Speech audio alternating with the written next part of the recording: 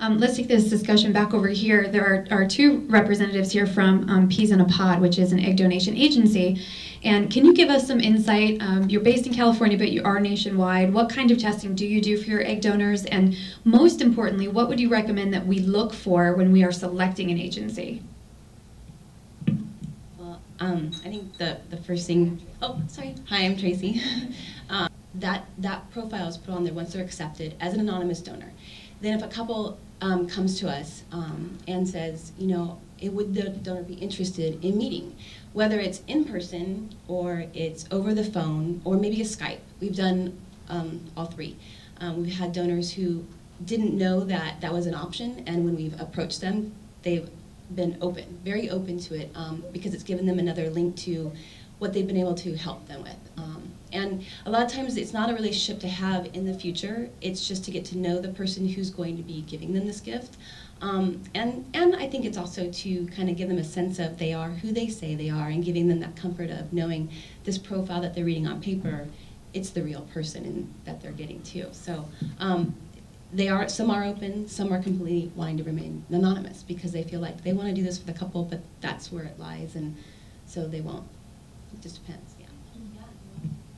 Gail Sexton from the Donor Source, and my question, Donor Concierge. Donor Concierge. So my question is, what is the primary motivation actually of these egg donors and these surrogates that you come into contact with your kind of clients?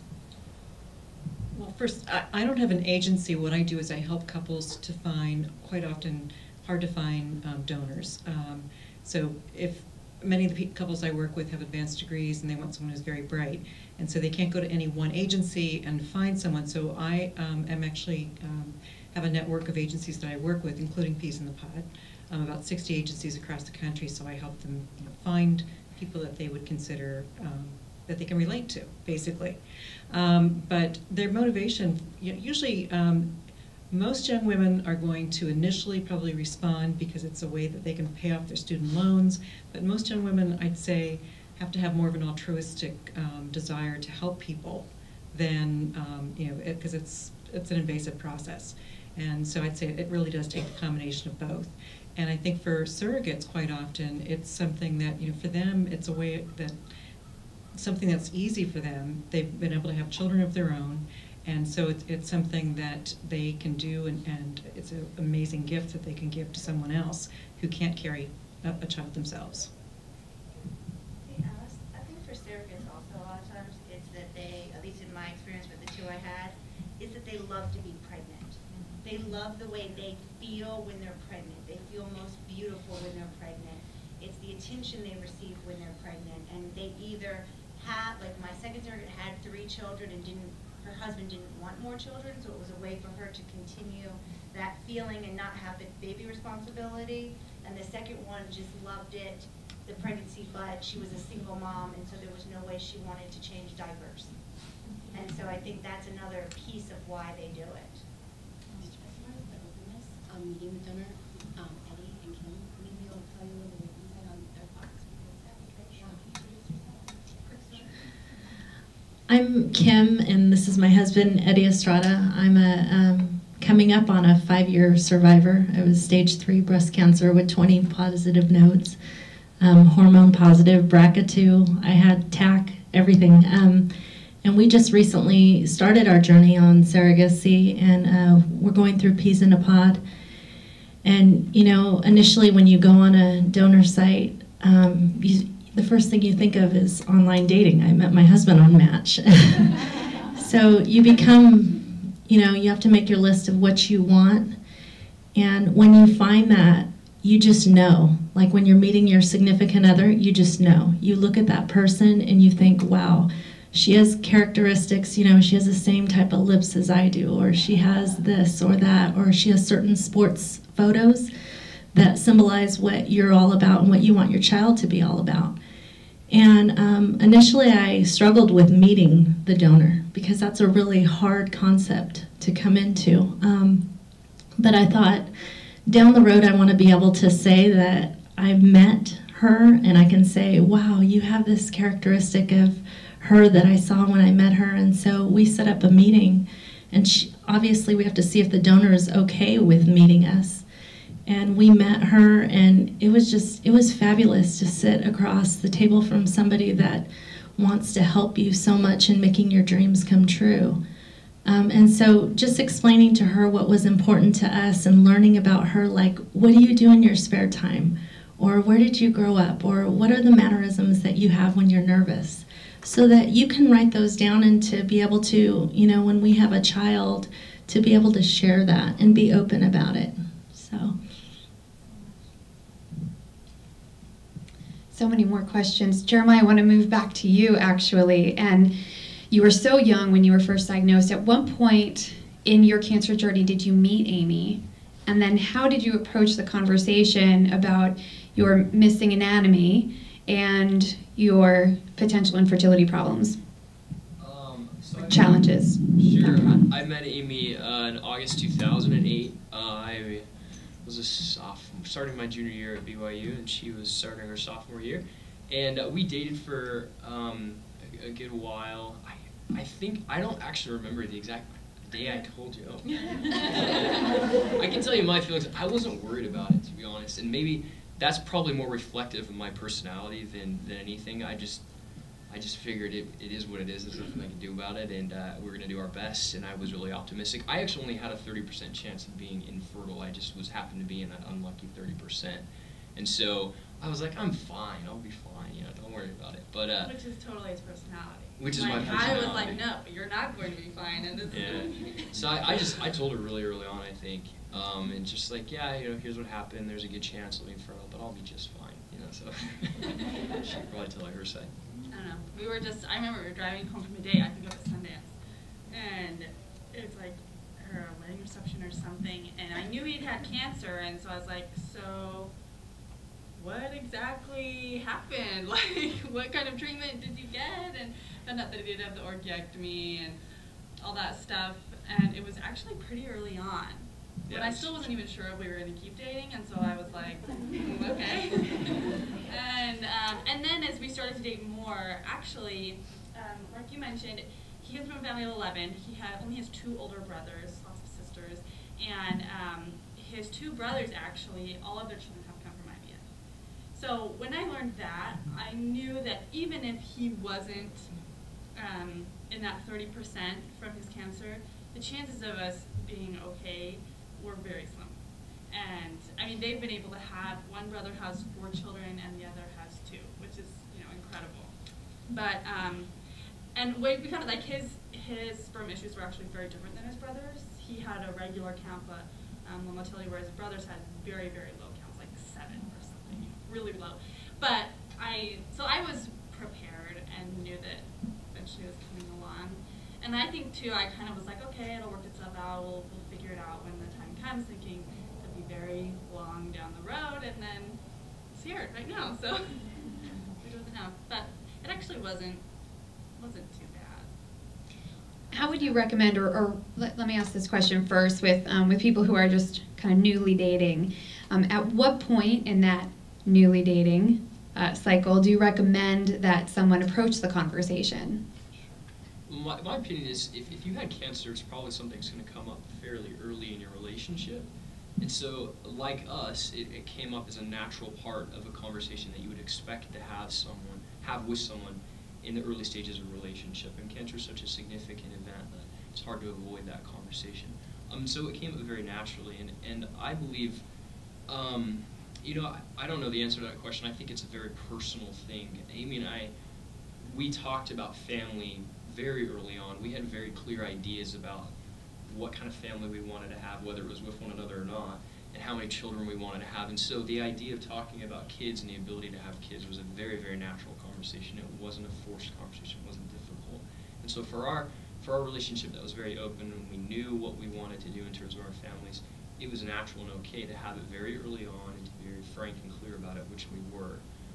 For those that may not be as open or very clear about what their goals are with their family and what their partner's goals are with their family, that could be something that should be approached probably more delicately or delayed later on in the relationship. But for us, it wasn't that way. Lisa, is it different for you? Yes. I mean, look, I'm in my 40s, and you know, the idea of talking about fertility with your dates is just kind of going to happen. But I mean, I have a second date tonight, and he knows I've had cancer, but I haven't told him that I'm planning to have a baby with a sperm donor and a surrogate, and it's happening now. And want to have a third date? You know, it's it's awkward, but I do think it just naturally comes out, and I probably will need to tell him maybe before the fourth date. I don't have the answer. I'm sorry. And Lisa, entering single motherhood, what kind of support system do you realistically need to pursue that route? I mean, for me, and not related to cancer at all, I think a live-in nanny is how I'm going to handle being a single mother, which is actually cheaper than a full-time nanny. People don't know that. So that's my plan.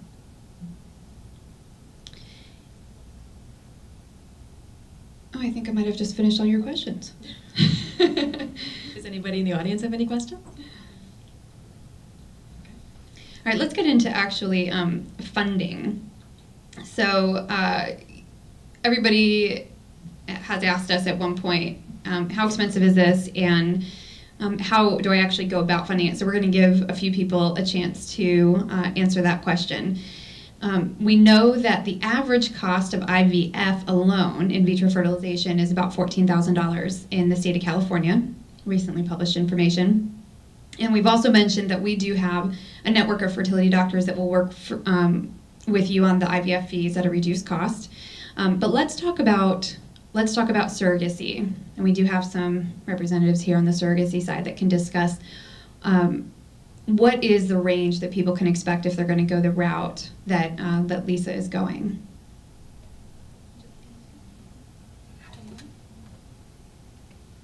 For our specific agency, it's about between 15. Introduce yourself. I'm sorry, I'm Donna with the Donor Source.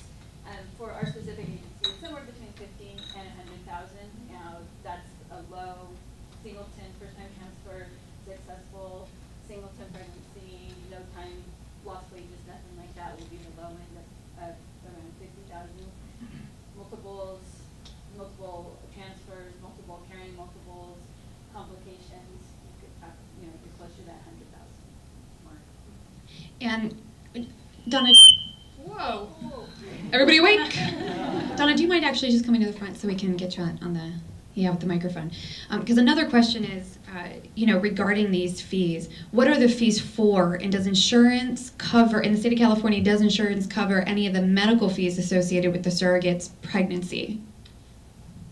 For our agency specifically, the agency fee that you pay to the agency to arrange everything is around $19,500. You have somewhere between $3,000 and $4,000 for legal costs, and then first-time surrogates are $24,000, and then they get certain things along the way. I'm sorry, I'm the egg donor expert, not the surrogate expert, but they get certain things. So if they're carrying multiples, they get a certain fee. If they have to reduce, they get a certain fee. So it kind of all goes together.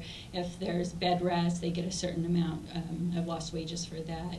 If they need childcare because of that bed rest, they get a percentage of that. So that's why it could go anywhere from 50 up to 100. Insurance is a very, very tricky thing. Some insurances cover surrogacy, some do not, so you need to really talk to the person. Do not trust your agency. You want to see an insurance card. You want to make sure that somebody calls and verifies what the coverage is, because they will tell you, yep, they're covered, and then you're going to find out there's an exclusion for it. You're going to get billed back for it.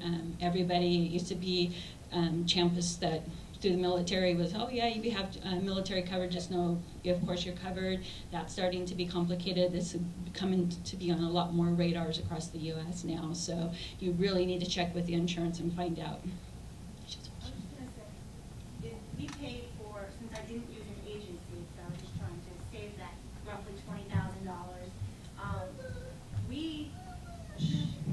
we paid for a lawyer for ourselves, and we paid for a separate lawyer for our surrogate. And we had the lawyer review her insurance. And with the first insurance, because it was through her work, it paid for some of the IVF stuff, but it wouldn't have paid for anything else. And the second surrogate, took out a Blue Cross Blue Shield policy in the state of Tennessee, not California, so just to clarify that. And where we don't have a lot of surrogacy laws, we're sort of a gray state. We're not for or against. And so for us, it was easy that it was like a universal thing. So even though she wasn't covered for maternity when she got pregnant, because they don't bill till the end when she delivered, it did cover the majority, I mean, as if I had been pregnant, and so we saved some costs that way. And this is kind of a unique situation because we have, someone who found a surrogate independently, and then we have agencies in the room. So, Christy, do you want to speak to, how do you know what is the right choice for you? How should people go about choosing whether to go through a surrogate or a private surrogate or an agency?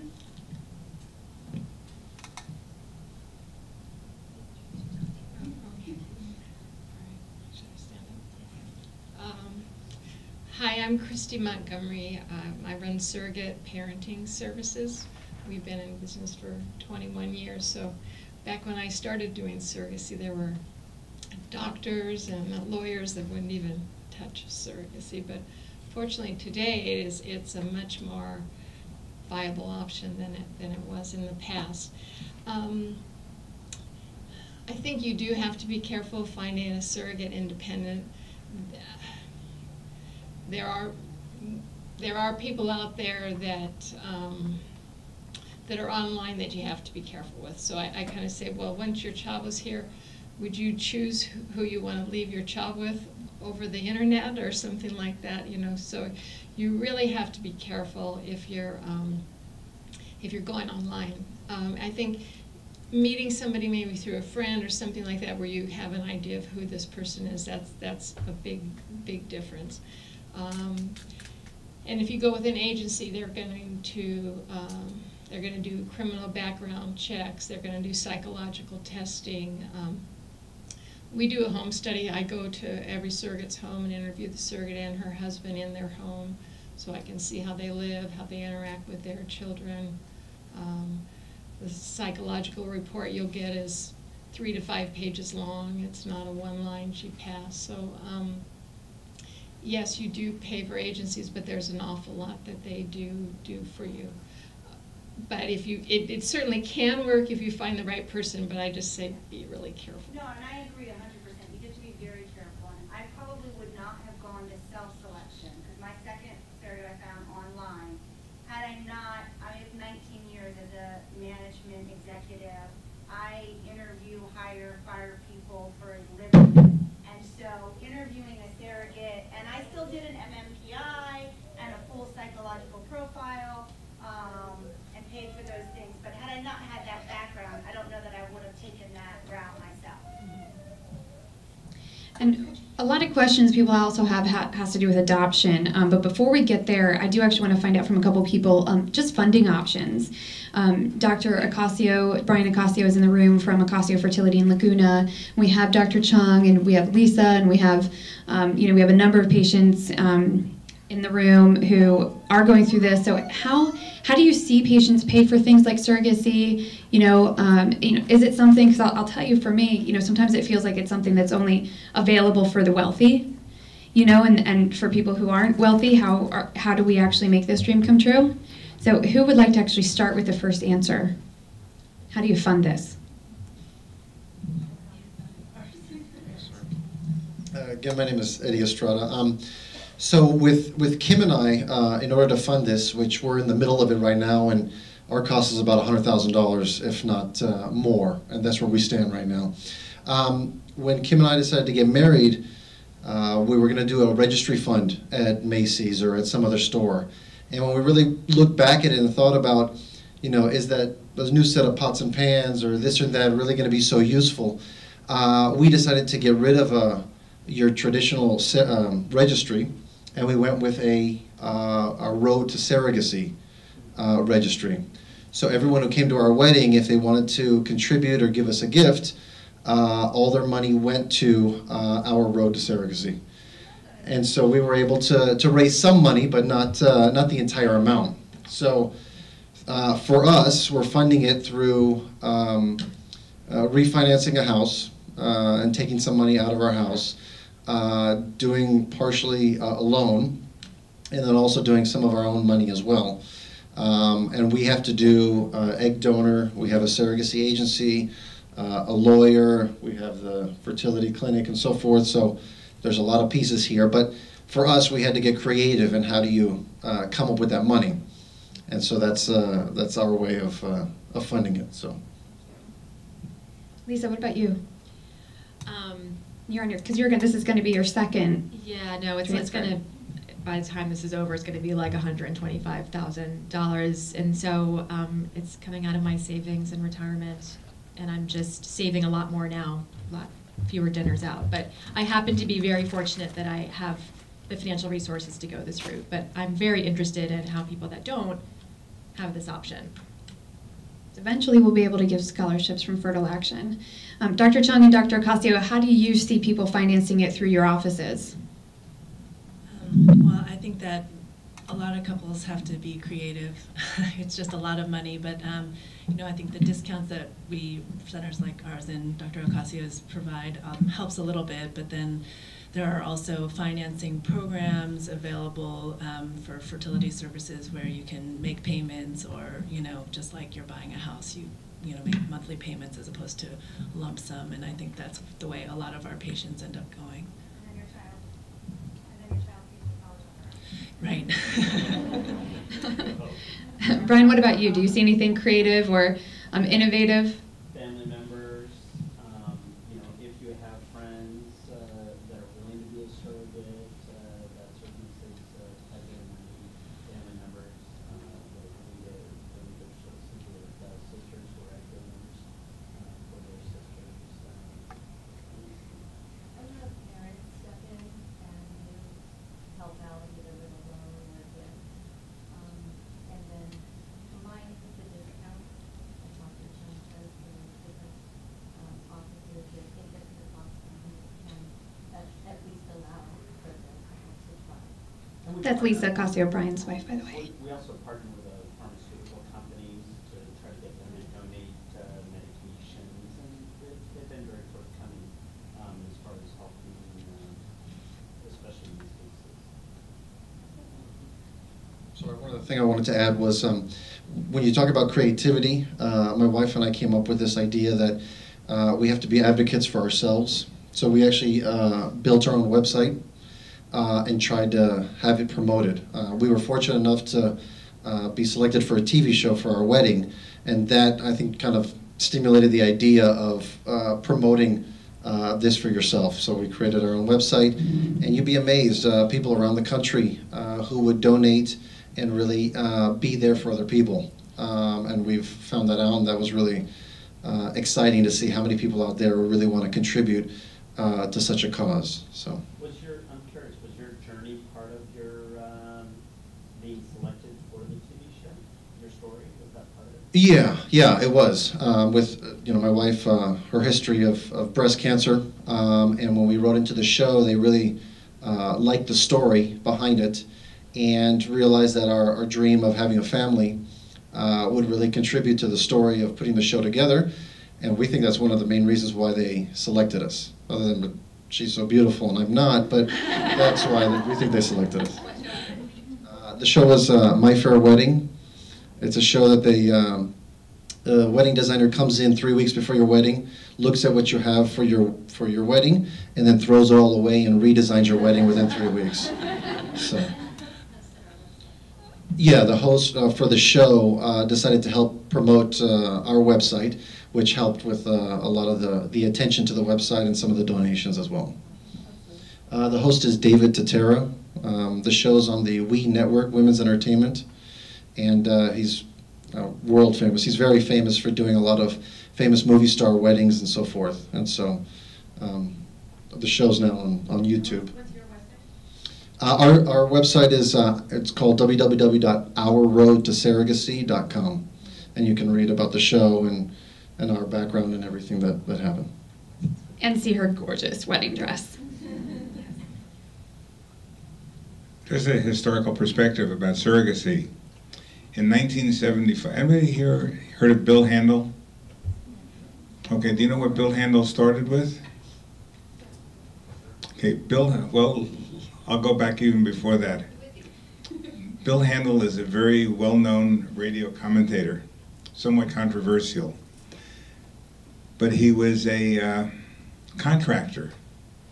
He went to law school, wasn't doing that well. He was a contractor, and he messed up on a house of a Dr. William Carew that cost Dr. Carew money, but Bill didn't have it. So Dr. Carew said, well, I'll tell you what, you're a lawyer. I want to do a surrogacy program. So I met Bill about 1975, 76, before he was on the radio, and he was doing surrogacies. At that time, we didn't have IVF. So a surrogate would charge $5,000 to be a surrogate as well as an egg donor. So all I did was the insemination. And just to see the way things have changed in the last 30 years, it's just amazing. And he'll talk about it on this program. Or if anybody wants to just call up and tell him, Cappy said you used to be a contractor.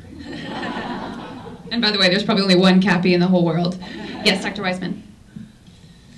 I think in the medical oncology world, I said earlier, I don't think we're doing a very good job. And hearing all this kind of courageous, stuff on the part of the patient, $100,000, and the last thing you want is a doctor who's kind of tepid and timid and say, why are you doing that? I don't think it's a good idea. If your doctor doesn't know the literature and doesn't really have a sound understanding of the fact that you deserve this, that you can do this, and that the risks justify doing it, that person is, in my experience, do a lot of second opinion work. Women come in and say, well, my doctor didn't really encourage this, or he said I might be taking risk, or those are the things you don't want to hear. So I think that you need your doctor to be very supportive, because if you're putting up $50,000 to $100,000, the last thing you want is someone who's casting doubt and anxious and feeling that you're going to feel abandoned and they're not going to be there for you. And I have two ladies with metastatic disease, both of whom adopted children 8 years ago, now living with metastatic disease, and those children are now 8, 9. One was adopted through, she could only get a child through Kazakhstan, went to Kazakhstan, adopted a 10-year-old. That 10-year-old is now graduating high school and going to Yale, okay? So, there's all kinds of things that are happening, and I think you have to be really there in that collaborative dialogue with your physician, because if you're going to spend that kind of money, you don't want someone who's not knowledgeable. That's wonderful, and that was a perfect segue into the adoption conversation. I just wanted to say, is if you do it over, depending on what your thing is, because it was a 10-year period from when I was diagnosed to when Riley was born. So by being able to pay for my part of harvesting the eggs up front, and then saving, where we were able to save roughly $40,000, and then working with the doctors and the surrogate to try to work down their costs, and then in the end we did, I think it's through Capital One, they have a fertility loan. We borrowed the last $10,000. And we will collect all those fertility financing resources for you and put them on our website. Thank you for adding that. So it's not that you have to have $100,000 tomorrow, is I think the bottom line is what we're talking about. There's phasing here. You don't just find an egg donor, a sperm donor, and a surrogate in one day. Nor do you find a husband in a day. As Lisa and I both know. We're still on the hunt. But let's talk about adoption. When I first started this organization, one of the things that was very daunting is that I learned very quickly there were only 5 public adoption agencies that were cancer-friendly. Why does that matter? It matters because the public agencies are the most affordable, and they're domestic. And so that meant, okay, yet another cost-prohibitive parenting option for cancer survivors is adoption. Now, we've compiled a list of resources for you that we put in the Fertile Action brochure for you. And some of this, let me just tell you, this information is not readily available, which is why we expanded our website to include this. This took lots of research just to compile 1 page of resources with a few different volunteers of ours. The adoption agencies that will work with cancer survivors are listed here below. Some of them are religious-based organizations and will only select, for instance, a Christian couple. So that's something for you to be considering too. The one that I saw actually mentioned the most on an adoption and cancer Yahoo group, which is a fabulous group we list on here for you, is actually Adoption Associates. They were just mentioned the most. I can't speak to any kind of validation behind why they were mentioned the most. It's just that there seems to be a lot of activity with them finding children for cancer survivors. The other thing to note, and we did include Kazakhstan on our list of cancer-friendly countries. Now, some countries right now, like Russia and China, will consider a cancer survivor for an international child, but right now they seem to be only placing special needs children. Not going to speak to that because I'll get angry. Colombia, Ethiopia, kind of again like Adoption Associates, seems to be the most talked about right now. And these things tend to ebb and flow and morph over time. But Ethiopia seems to be very cancer friendly right now. There's a lot of really beautiful children and pictures that I've seen actually posted on this Yahoo group for adoption after cancer. Some of these as well will consider single women. So that's another thing, that if you are going to pursue single parenthood like Lisa is right now, that's important to note as well. Some of the agencies also require you to be 5+ years out. Most of the ones that we put on our list, though, and the countries will consider you if you are less than 5 years out. And in countries like Russia, it's kind of completely up to the judge and not necessarily an agency. But most of the agencies we listed, especially Adoption Associates, Holt International, they will actually help you with the international adoption process as well. So if you're kind of considering, well, what are the requirements and what's a good first step for me if I want to adopt, all you have to do is log onto their website and start poking around and just pick up the phone and call them. They're really wonderful on the phone. There is one place that we found that is offering adoption grants called helpusadopt.org. That specifically does grants to cancer survivors. Now, what we've seen out there is that it's very limited funding, so we can't promise that it's going to be able to cover everybody. There is also something for embryo adoption, and that is kind of a burgeoning area because you have all of these infertile couples that have leftover embryos, and I think that, and correct me if I'm wrong, Dr. Ocasio and Dr. Chung and Dr. Rothman, that I believe that it's about 5% of couples that have frozen embryos still banked that are done with their family planning that are willing to donate them. That was the latest. Is that accurate? About 5%? I would think so too, just the last published data I saw.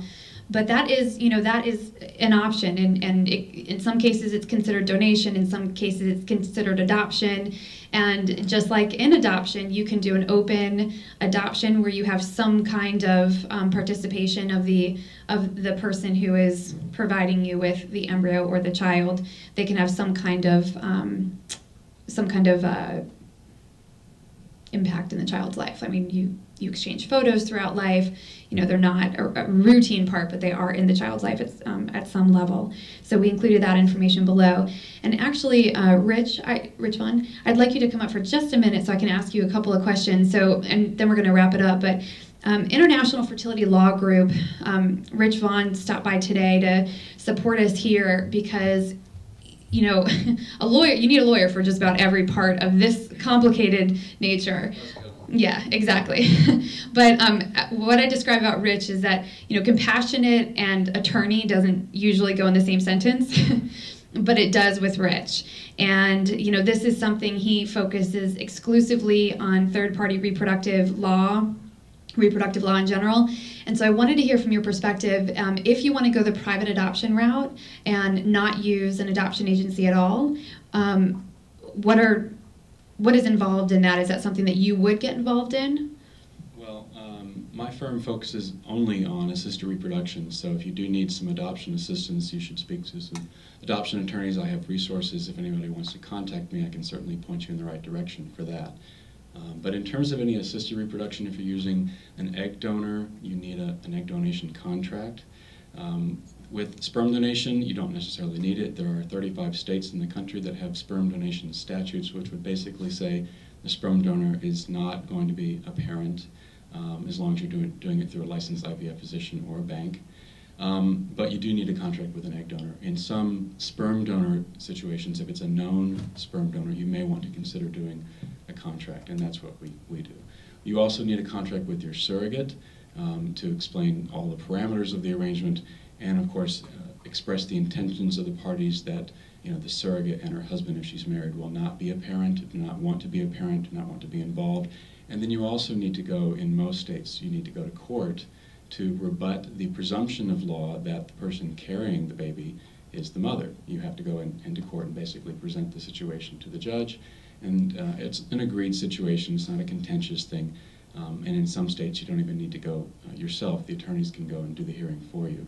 But as a result of that court hearing, you get a court order that says that you are the legal parents, the surrogate is not, your names will go on the birth certificate.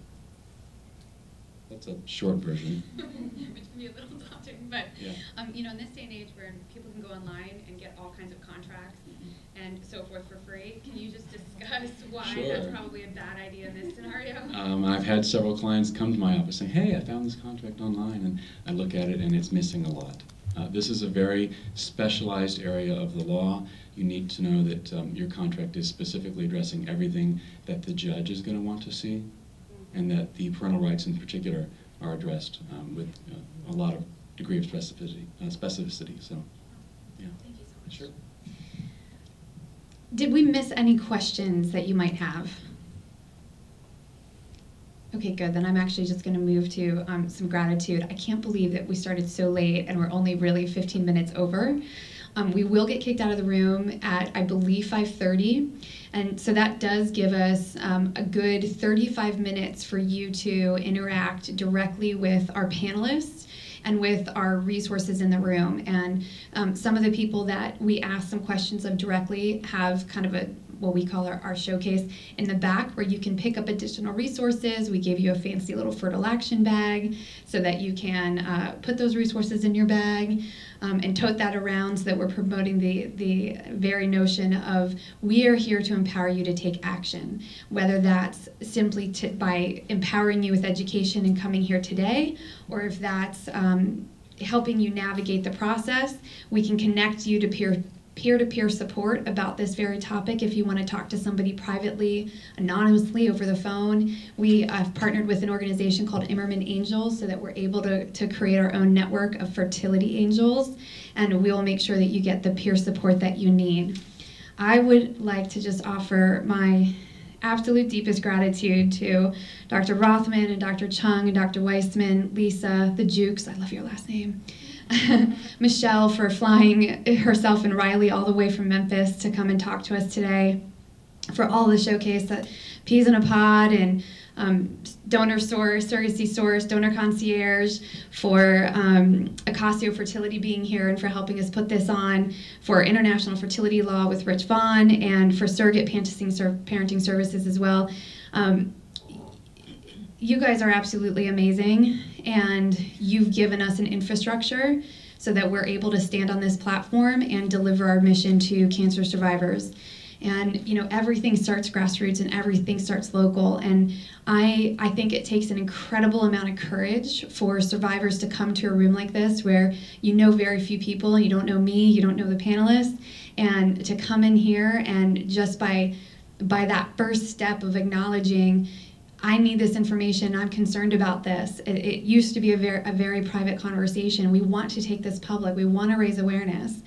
And I promise you that Fertile Action will not stop until we actualize our mission that every single cancer survivor who wants to become a parent gets to. So thank you so much for being part of this. And just know that I am 100% committed to you, or to your children, and we're just going to have all kinds of Fertile Action babies in our future. Thank you for being here.